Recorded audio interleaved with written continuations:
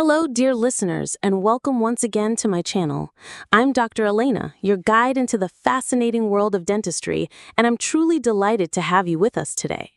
Before we begin, I'd love to ask you to please subscribe to this channel, hit the like button, and share this episode with anyone you know who might be contemplating a career in healthcare or simply wants to better understand how to care for their smile.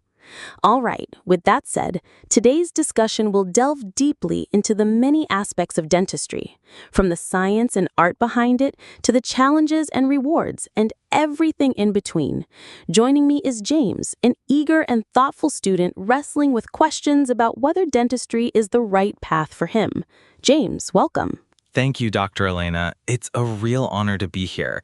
I've been fascinated by dentistry for a while now, but also overwhelmed.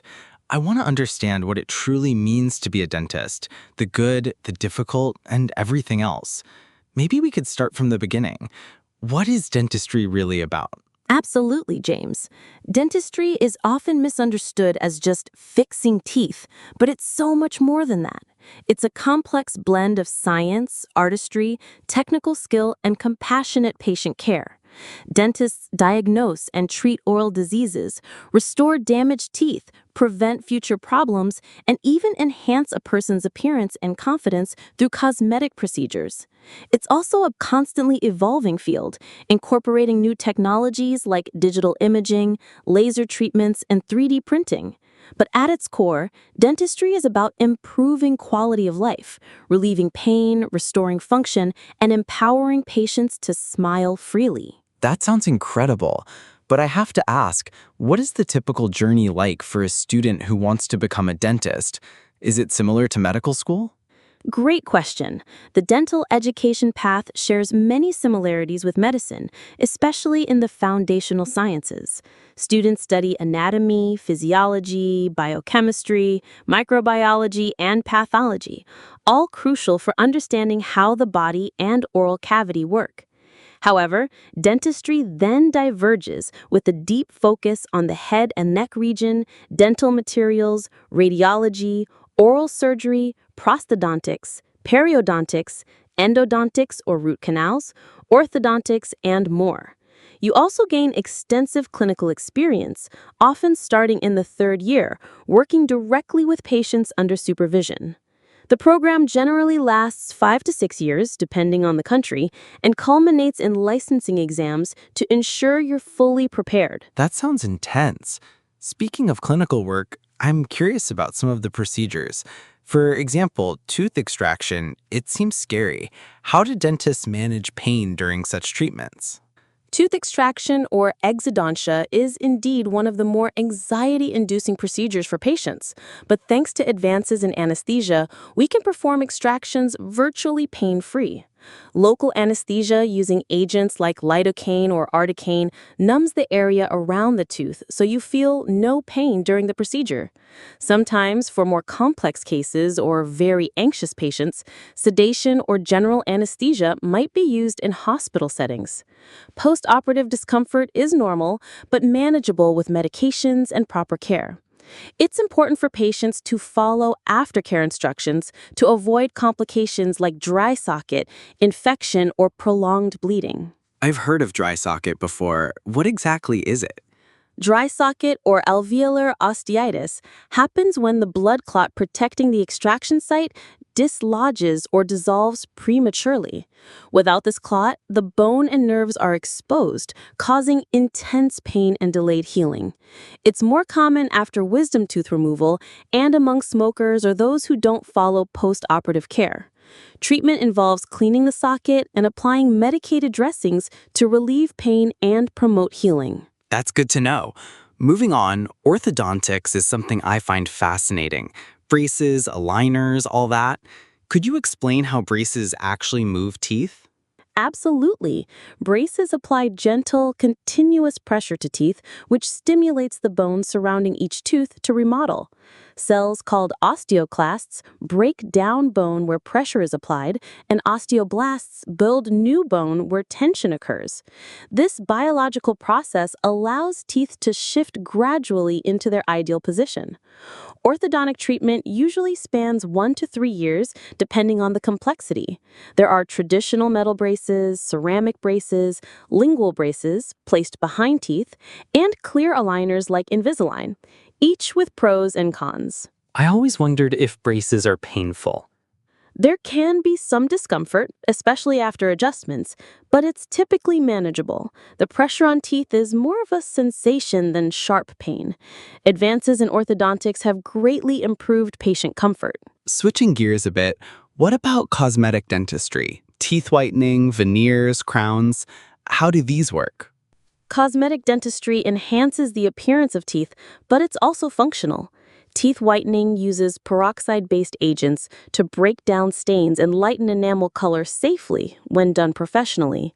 Veneers are thin shells bonded to teeth to correct shape, color, or alignment issues, requiring minimal removal of enamel. Crowns cover damaged teeth to restore strength and aesthetics. Implants replace missing teeth with titanium posts anchored into the jawbone, supporting crowns or bridges. All these treatments demand precision, artistry, and understanding of oral biomechanics. It seems dentistry involves a lot of art.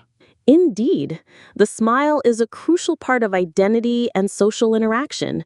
Balancing function and beauty is an art form requiring skill, experience, and empathy. Now, I have a personal question. Many people fear dentists. Why is that? And how do you handle anxious patients? Dental anxiety stems from various sources: fear of pain, past traumatic experiences, loss of control, or fear of needles and drills. It's estimated that up to 15% of adults avoid dental care because of anxiety. As dentists, we strive to create a calm, trusting environment. Communication is key. Explaining procedures, offering options, using gentle techniques, and sometimes sedation dentistry help patients relax. Empathy and patience make a huge difference. That's really important. Do you think the profession has changed with technology? Massively. Digital X-rays reduce radiation and improve diagnosis speed. CAD/CAM technology allows us to design and manufacture crowns or bridges in one visit. Lasers can treat soft tissue precisely with less discomfort. Teledentistry is emerging too, improving access to care. But technology never replaces the human touch. It enhances it. And what about nutrition? How does diet affect oral health? Nutrition profoundly impacts oral tissues. Excess sugar feeds harmful bacteria, causing decay. Acidic foods erode enamel. Deficiencies in calcium, vitamin D, and vitamin C impair bone and gum health. Conversely, fibrous fruits and vegetables stimulate saliva, which neutralizes acids and remineralizes teeth. Hydration maintains saliva flow, critical for defense against pathogens. So it's really holistic. Teeth don't exist in isolation. Exactly. Oral health mirrors systemic health. Now, on a more practical note, what kind of tools do dentists use daily? I've seen those scary drills. Our tools have evolved greatly. The high-speed handpiece or drill can remove decay or shape teeth precisely, using water spray to keep the tooth cool. Ultrasonic scalers clean plaque and tartar effectively. We also use explorers to detect cavities, mirrors to see hard-to-view areas, suction devices, and digital scanners replacing traditional impressions for better patient comfort. All tools are sterilized meticulously to prevent infection. That's reassuring. I was always worried about infection risks. Infection control is paramount. We follow strict protocols with sterilization, personal protective equipment, and single-use disposables where possible. One last question. How does the income and career progression in dentistry compare to medicine?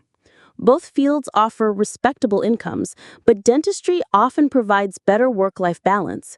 Dentists can run private practices, set schedules, and choose specialties. Career progression includes general dentistry, specializations like oral surgery, orthodontics, periodontics, endodontics, pediatric dentistry, and academic or research rules. But I emphasize, passion and dedication should guide your choice more than money. Thank you, Dr. Alina. This conversation has been eye-opening. I feel more confident exploring dentistry now. It's challenging but rewarding, scientific yet artistic, and deeply human. I'm so glad, James. Remember, dentistry is a lifelong journey of learning and service. To everyone listening, thank you for joining us today. If this episode helped or inspired you, please like, subscribe, and share it widely. Together, we can brighten smiles and lives around the world. Until next time, take care of yourselves and your teeth.